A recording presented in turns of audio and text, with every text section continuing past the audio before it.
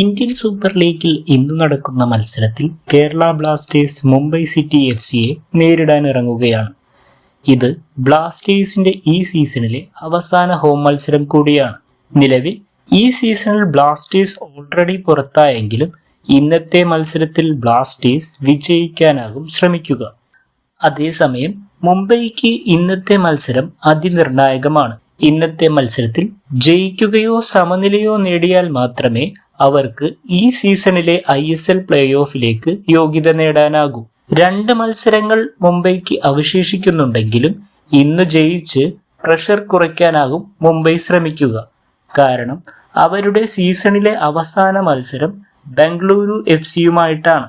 അതോടൊപ്പം തന്നെ ഇന്നത്തെ മത്സരത്തിൽ ഓരോ ബ്ലാസ്റ്റേഴ്സ് ആരാധകരും അമിത പ്രതീക്ഷകൾ ഇല്ലാതെയായിരിക്കും ഈ കളി കാണുക.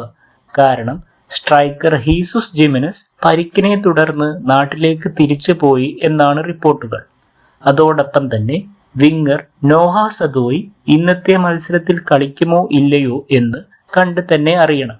എന്നിരുന്നാലും എല്ലാ മത്സരത്തിലും ഓരോ ബ്ലാസ്റ്റേഴ്സ് ആരാധകരും പ്രതീക്ഷ വയ്ക്കുന്ന ഒരേ ഒരു താരം ടീമിന്റെ ക്യാപ്റ്റനായ അഡ്രിയാൻ ലൂണയിലാണ്.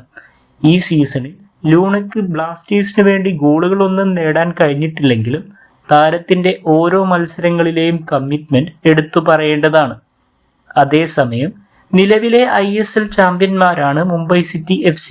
പക്ഷേ അവർക്ക് ഈ സീസണിലെ പ്ലേ ഓഫ് യോഗ്യത നേടാനാകുമോ ഇല്ലയോ എന്ന ആശങ്കയിലാണ് മുംബൈ ആരാധകർ. കാരണം നിലവിലെ ഈ സീസണിലെ ഫോറിൻ പ്ലേയേഴ്സിന്റെ ഫോമില്ലായ്മയാണ് അവരെ ഈ സീസണിൽ ബാധിച്ച പ്രധാന പ്രശ്നം. ഈ സീസണിലെ ആദ്യപാദ മത്സരത്തിൽ മുംബൈ ബ്ലാസ്റ്റേഴ്സിനെ 4-2 എന്ന സ്കോറിന് പരാജയപ്പെടുത്തിയിരുന്നു. അതുകൊണ്ട് തന്നെ ഇന്ന് നടക്കുന്ന ഹോം മത്സരത്തിൽ ബ്ലാസ്റ്റേഴ്സ് ഇതിന് പകരം വീട്ടുമോ ഇല്ലയോ എന്ന് കണ്ടു തന്നെ അറിയണം.